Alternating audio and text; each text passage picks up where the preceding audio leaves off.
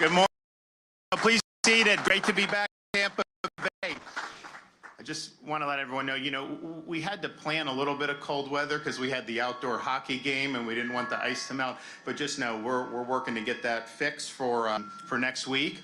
And although we have the Super Bowl, which I know a lot of people throughout our country will be watching, there's a lot of people in this room who, when next week rolls around, are going to appreciate some of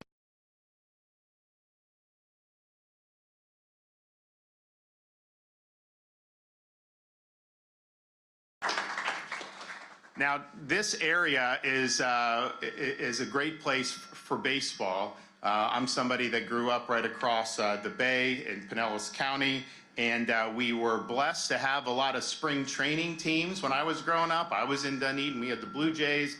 You go down the street, the Phillies in Clearwater. We did not yet have the Yankees in Tampa at that time. They were still in Fort Lauderdale. They came over in the 90s, I think the late mid-90s. We had Bradenton, Lakeland, some of these other areas. And so that was really neat to be able to see. But we did not have a professional team of our own. And so there was a lot of work to be able to get that done. Some people that grew up here in that time were looking at time. Remember, for about a week or two, we had the San Francisco Giants had agreed to move here, and then that changed. And so they worked very hard to get an expansion team, which debuted, of course, in 1998 at now Tropicana Field. And so that team has now been a part of the community. There's been great baseball product from time to time put out, no question. They've produced some great players. They've had some great runs, but there's also just been some growing pains with making sure that this franchise was something that was really viable for the long term. And Commissioner Manfred, who's here with us, he came to Tallahassee. We had a meeting about a year and a half ago, and he basically reiterated to me, he's like, look, we're committed to being in Florida. This is an important state. The state's growing so much. It would be bad luck for Major League Baseball if we couldn't succeed in a place where there's a lot of interest in baseball. But we kind of have a distressed asset, and we need a new formula to be able to make this something that could be really, really viable. And I know that at the time there was discussions about who would end up buying the team, would there be a transaction and all that, and people were very much attuned to that, and that unfolded over many, many months. But I think back when I was growing up, and like what my friends or what we liked, and the amount of baseball fans compared to hockey fans was probably like 20-1, right? There weren't necessarily like a lot of hockey, and yet you've seen what they've been able to do with the Tampa Bay Lightning. They've now created something that they sell out the games. People get excited about going, and this was in an area where you didn't necessarily have a lot of natural interest in hockey. And then I run into parents with their kids now playing leagues, hockey leagues, and they're doing all this stuff. And so you've seen that's a great blueprint for how sports can succeed in Tampa Bay.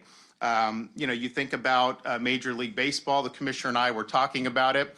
When I was growing up, they still considered baseball to be the national pastime. For those of us who love the game, we still say, but if you look at the most popular sport in America is the NFL. Of the 100 highest rated TV shows in 2025, I think 85 of them were NFL games. And so they kind of have a built-in, it's part of American culture. People are watching those games. But if you look at what Major League Baseball's done over the last few years with this great World Series that we just had, obviously you have the best player who also gets the entire nation of Japan watching, which also helps drive interest. It was really, really exciting. And I think baseball's in a really good spot now. I think they have a lot of momentum going forward. And that could be something that, of course, this area could capitalize on. You look at the youth baseball in this area, some of the best youth baseball in the United States of America. You look at some of the people that have been produced here, Hall of Famers like Wade Boggs and Fred McGriff. Baseball's very much in the DNA of this area. And, I think back, so there's a lot that goes into what's going to happen to the franchise, But part of the thing that I think about is just as someone who grew up here, are the kids going to have a team that they can really get excited about and grow up with? Because I think baseball is a unique thing to have, as a young kid. And I'm reminded of a quote that a very famous Hall of Famer made who spent a lot of time just north of here up in Citrus County. Ted Williams said when he got inducted into the Hall of Fame, he said, baseball gives every American boy a chance to excel, not just to be as good as somebody else, but to be better than somebody else. That is the nature of man and the nature of the game. And he was really correct about what he's doing. And it really is a unique game, especially in this day and age where it's so much about instant gratification, click this, get this video when you want it. Baseball, you actually got to think a little bit. You look at some of the greatest players in history, the Hank Aaron's, the Willie Mays', the Joe DiMaggio's. They were great athletes, but they were some of the smartest people that ever went on an athletic field to go out there. They understood the intricacies, and they understood it wasn't just about being able to overpower people through athleticism. They had to think, Yogi Berra was right. 90% of the game is mental. The other half is physical. Baseball also teaches young people, and sometimes it's a tough lesson, to be able to accept failure. If you fail 70% in most endeavors, well, in my line of work, you're out of a job if you fail 70%. But if you fail 70% of the time at the plate, they put you in the Baseball Hall of Fame. It's a very difficult sport. Of all the things I've done, being able to hit baseball, they say is the toughest, and I think that's true to be able to do it. So it's very tough. Obviously, a lot of skills, and failure is just what happens. And so you learn to cope with that. And then the final thing that I think really is unique to baseball, and Ted Williams said this in the same Hall of Fame speech. He's like, I was not born a great hitter. No one's born a great hitter. It's hard work. You have to practice the craft and hone your skills. And there's big payoff for people that are willing to do that, particularly as young people. So part of why I'm excited about the future of the Rays is because I think it will impact families throughout this region, in a very significant way. And I can simply say, and I would say this if I was a governor who had been raised in Key West or Miami or Jacksonville. I happen to be raised in Tampa Bay, but I think it's true, and I would think it was true. Baseball belongs in Tampa Bay. Baseball can succeed in Tampa Bay.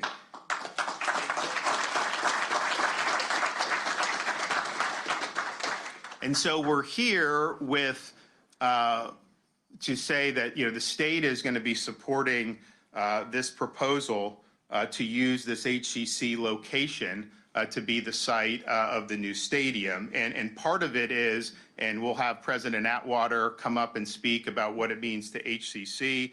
I think it has, huge upside for HCC about what could possibly happen in this area. But I also think the Rays leadership, they have really thought hard about what you need to succeed in this day and age. And the reality is, I'm a baseball purist. I think people should just want to come watch baseball. But the reality is you do need other things to draw people. You see what they did in Atlanta to have the shops and the restaurants and the hotels to really make it a place where people want to be, even if they're not diehard baseball fans. And that vision is very compelling. And it's been a vision that has been created in part by studying some of the things that have happened around the country, what has worked, what's not worked. And so I was very impressed to see how they're thinking about that. That's just what you need to do. Now, I'd also say, we came out and we toured this area probably a month or two ago, maybe 2 months ago, and we were walking around, and some of these buildings I helped build since I've been governor, like the medical building and some of that. And it's great. And HCC, I remember growing up, I knew a lot of people that ended up going, we called it HCC then. I know they call it Hillsborough College now. But, and so I knew, but I'm walking around and then we're driving in and around the area. And I've been I go to a Bucks game every year probably. And so I've been coming to this area a long time. But I was looking at, this area could use some rejuvenation. This would be a big project for the vitality of this area right here in Tampa Bay. And I know that this would be something that would be very, very significant. And so, our role here in working with Hillsborough College is this land is basically the state. Hillsborough College is able to operate. We're going to be conveying the land to the college, and then they'll be able to negotiate use with the Rays in ways that I think will be mutually beneficial. We do have some state buildings that are currently in use. Our Department of Juvenile Justice has a building down the road here. They were already planning on leaving, and so that's going to happen anyways, regardless of what happens with this.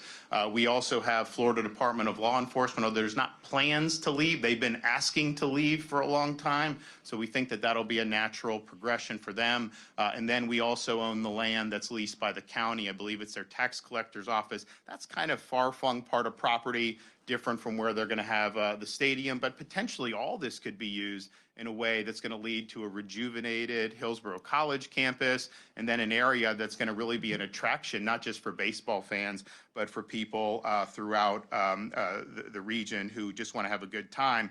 And we realize what we're doing by assisting with this location. That's just one piece of the puzzle. I know Patrick and the folks at the Rays are going to be working with folks at both the city and county. The one thing I can just say is the Rays, have really acted in good faith vis-a-vis Tampa Bay. I mean, because if you think about it, you have a kind of a distressed asset. You have issues with Tropicana, that lease coming up.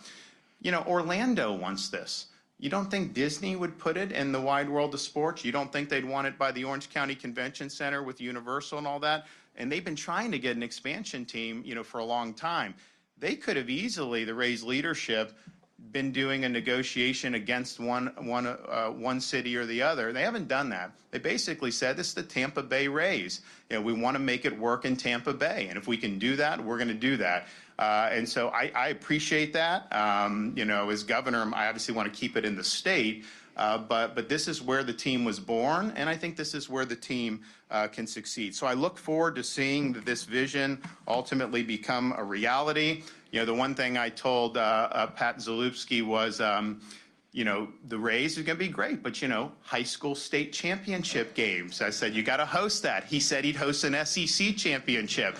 One thing I remember is, the Red Sox at Fenway, they do a college bean pot tournament where they have BU, Northeastern, BC, Harvard. They play at Fenway Park, and they just, they play a couple games there, whatever. So I told them you got to get, USF and some of the colleges be able to come and do that. So I think it could be something that, the community can really get involved in. And I'm just really excited, to be able to be here for this. I'm excited that there's really positive momentum for this franchise. I think there's a clear vision where this will be something that'll be successful. And obviously, it needs to be successful just for the economics of the baseball, but to be successful as something that's going to make an impact on the community, both economically, but also really become embedded in part of the culture of Tampa Bay in an even more profound way. So, Commissioner, you want to come up?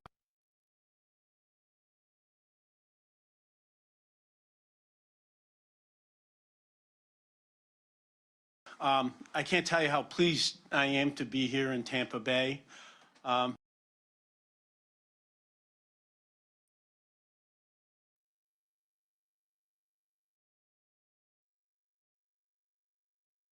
Miss the fact that he is a baseball guy at heart. And for those of us involved in the game, that's kind of the highest compliment. We appreciate the support, not only that you've given to this effort here in Tampa Bay, but the ongoing support that you've offered to Major League Baseball throughout the state. We really, truly do appreciate it. One thing that has been consistent during my time as commissioner was my view that Major League Baseball belongs in Tampa Bay. That support has been, I hope, clear and unwavering. The history of baseball here is really amazing. The governor talked about spring training, but, from Al Lang Stadium to George M. Steinbrenner Field, this region, the Tampa Bay region, has been a crucial part of spring training. Things took a massive step forward in 1998 when the Rays came here. The Rays enjoyed some great success on the field. And, equally important, they probably are one of, and have been one of the most innovative franchises in Major League Baseball. And that's really important to the development of our sport. And that history and tradition matters to us, and it's something that we want to continue. Within the game, there's great excitement about the new ownership group here with the Tampa Bay Rays. It's a great group. It's a big group. It's a Florida and Tampa rooted group. Really important in terms of the local presence here. I know that this group wants to make baseball a success here. They want to get a new facility built, and they want to provide a winner to the Rays fans here in the Tampa Bay region. The key to the economic success of most franchises is a partnership between the community, the local government, and the team. And I really do believe that there is a great opportunity for this new ownership group to come together with local government, the college, and form the kind of partnership that can make the Rays durable and successful here in the Tampa Bay region. So today's an important day.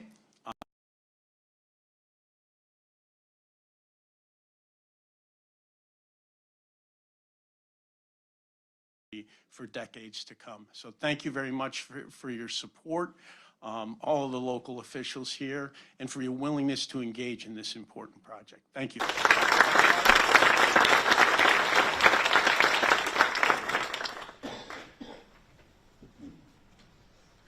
Good morning. It is an honor to share this moment with the Governor DeSantis, Commissioner Manfield, and the new ownership group of the Rays. And it is a privilege today to represent the faculty, staff, and the more than 46,000 students who make up the college across our 5 campuses and 3 centers. 2 weeks ago, our Board of Trustees voted unanimously to approve a memorandum of understanding with the Tampa Bay Rays. That MOU authorized the college to pursue a partnership for the purpose of redeveloping the Dale Mabry Campus as part of a spectacular district that will include a new ballpark for the community's beloved Tampa Bay Rays.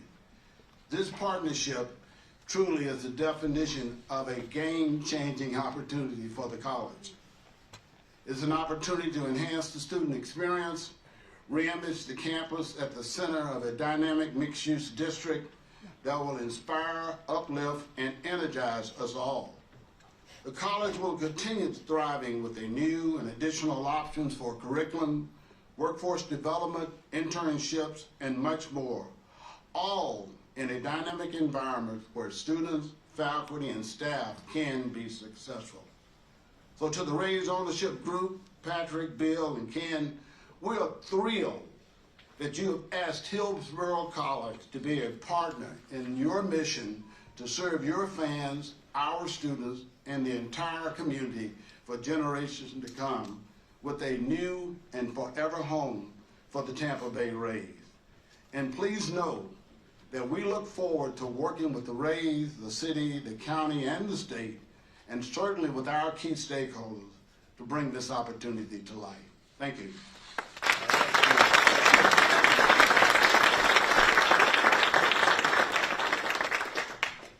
Thank you, Dr. Atwater, Governor, and Commissioner. On behalf of our ownership group, many who are in the room today, thank you everybody for being here. We are here and they are here because we believe. We believe that the new ownership group of the Tampa Bay Rays, as stewards of this great franchise, can be successful and will be successful right here in Tampa Bay. But this is bigger than baseball. This is about building a stronger Tampa, a stronger region by reinvesting back in the community and rejuvenating a college, and creating a world-class mixed-use development and the future home of the Tampa Bay Rays. Now we're talking about more than $34 billion of economic impact to our community here in Tampa that would not be possible if it wasn't for this world-class project in partnership. We've talked about the importance of creating a workforce development program, driving jobs from the college back into the region, into the hotels, into the mixed use, into real estate, into the team.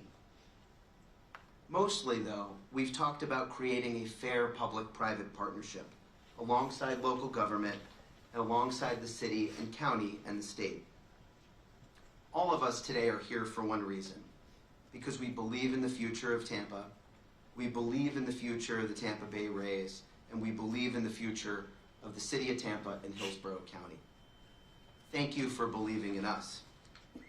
Our ownership group, of course, includes many partners who are lifetime residents here in Tampa and Hillsborough County. We're fortunate for their passion, and often they tell me about the community's original champions who were here and are responsible for making sports one of Tampa's most special and beloved assets. We watched just across the street this weekend on the national stage on ESPN as events like Sunday's Stadium Series and what they can mean for our community, making us even more bullish on the future. And while we spend a lot of time focused on the future, we've taken time to learn about the past and the champions of Tampa's days gone by. Community leaders and visionaries like former Mayor Governor Bob Martinez, sports writer Tom McEwen, Leonard Levy, who chaired the task force to bring the Super Bowl 18 to Tampa many years ago, and of course George Steinbrenner, who was instrumental in the early days in the effort, as was Hugh Culverhouse. Subsequently, that banner of great Tampa Bay sports leadership has been carried forth by the Glazier family, Hal Steinbrenner, Jeff Vinnick with the Lightning, and now most recently with Doug Ostrover and Mark Lipschutz, the new owners of the Tampa Bay Lightning. They too also all believed. And we pledge to continue that tradition of sports excellence and meaningful involvement throughout the community, serving as more than a baseball team, using our team as a foundation to make Tampa a better place to work, live, learn, and play. In the coming days, you'll see the first renderings of our new development and ballpark, the new forever home of the Tampa Bay Rays that will serve as a catalyst for this new community. It's a bold vision and one that belongs and befits to this opportunity. We will share more renderings in the weeks and months ahead, and more importantly, engage in in-depth community conversations. We want to hear what the community has to say. We will go far and wide to ask questions, to learn, to take feedback, and have community huddles throughout the region to learn how to make our project the right, perfect public-private partnership. What will not change is our commitment to deliver a generational project that will benefit everyone and change this region forever. We are grateful for everybody's support here today in the city, in the county, and the state, and our community at whole. I'm grateful to our ownership group, and as this gathering illustrates, this is a big moment for Tampa Bay. This is an opportunity to make a statement together as a community, and all of us here today plan to do just that. Thank you.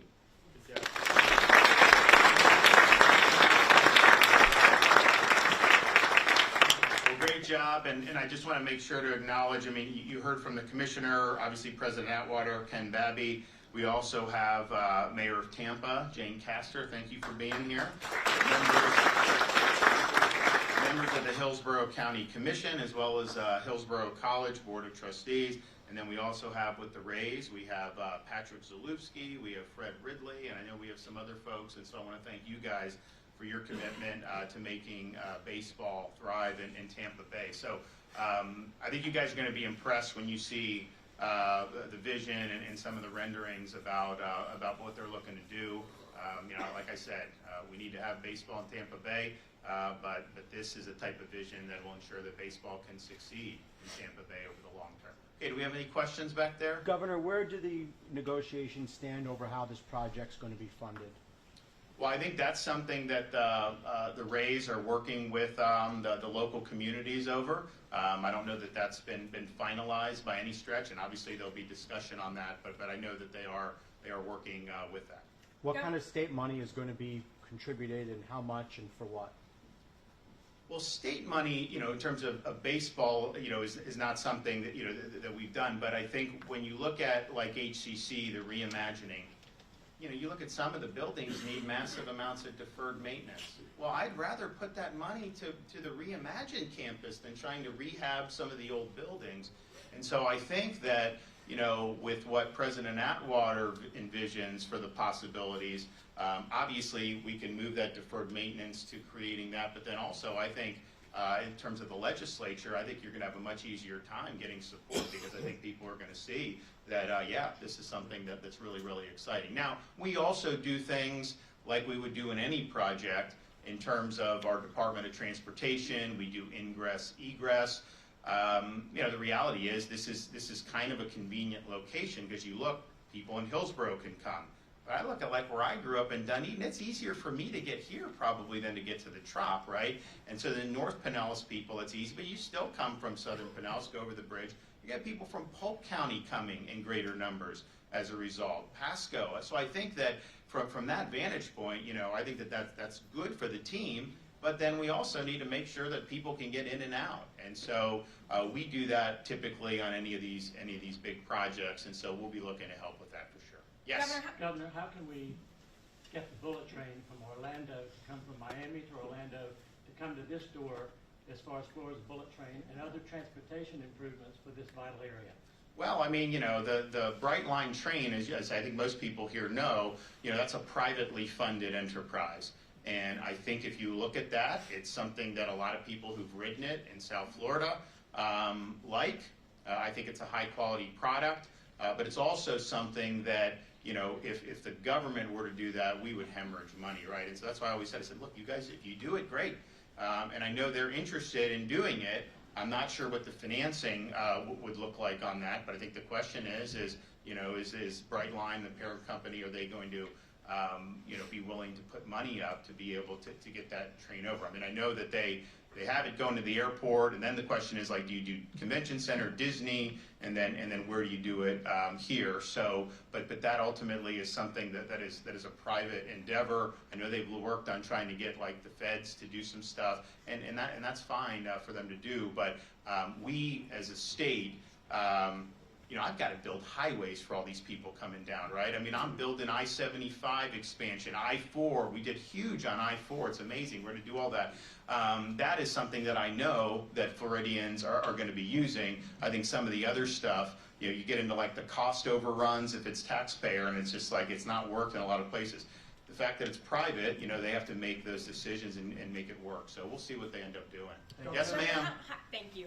Governor, how much is the 113 acres actually worth? And if there were consideration for opportunity zones with capital gains to reinvest in this community, that would have to be approved by the state. But So this will qualify for opportunity zone. Yeah, absolutely. How much is it worth? It's like, I don't know. I mean, like, you walk around right now, what the use is, how much will it be worth if this vision comes into reality? Obviously, it would be worth a heck of a lot more. How does that benefit the community apart from being able to like take your family there, to have events there, apart from what the Rays are doing, to shop, to go to dinner, to do all that, to have a place to be? It obviously is going to help the economy without question. I mean, I don't think that there's any way you can look and see. And I think the thing that impressed me about what the Rays are doing is, they've looked around the country, and not just baseball, because you have soccer. Like there's the Miami soccer; they're kind of doing the similar thing. So you look to see, okay, what's the formula to be able to make it a place that people are going to go? Yogi Berra again said, if people don't want to come to the ballpark, no one's going to stop them, right? And so it's like you got to draw people. And in this day and age, drawing people is more than just having, it used to be you could have a stadium, you used to have those multi-purpose stadiums, like in kind of the middle of nowhere, big parking lots, and people would go. I don't know that could work nowadays, right? Certainly in this area, it's kind of a blessing for us because people can go to the beach. They can do all these other things, right? They can go to Busch Gardens, all these different things. So you're competing for that. I think I was in my last year at Harvard Law School, the year that the Red Sox broke the curse of the Bambino in 2004. And I will tell you, having grown up down here, which I loved, and I wouldn't have traded that, but like every single person in New England was keyed on the Red Sox. I mean, it was just, this was generation after generation. They've been waiting for this. Franchise has been in existence over a century. It was just a major thing. But like that's one of the things they do. It's like that's the muscle memory. You do baseball. Here in Miami, it's very similar. You know, you get pulled in all different directions for leisure. So creating something that I think is really compelling, that's going to start to become almost second nature. Well, hey, we're going to go there, and you know you can have a good time. That even if they're not going for baseball, it will end up helping baseball. Governor, are you willing to support a rental car tax or something similarly creative to help fund this project? We're not doing any taxes at the state level. We've never done a tax since I've been governor, and you know I got another year left, and so just you guys can take that to the bank. We will not do that. Well, first of all, how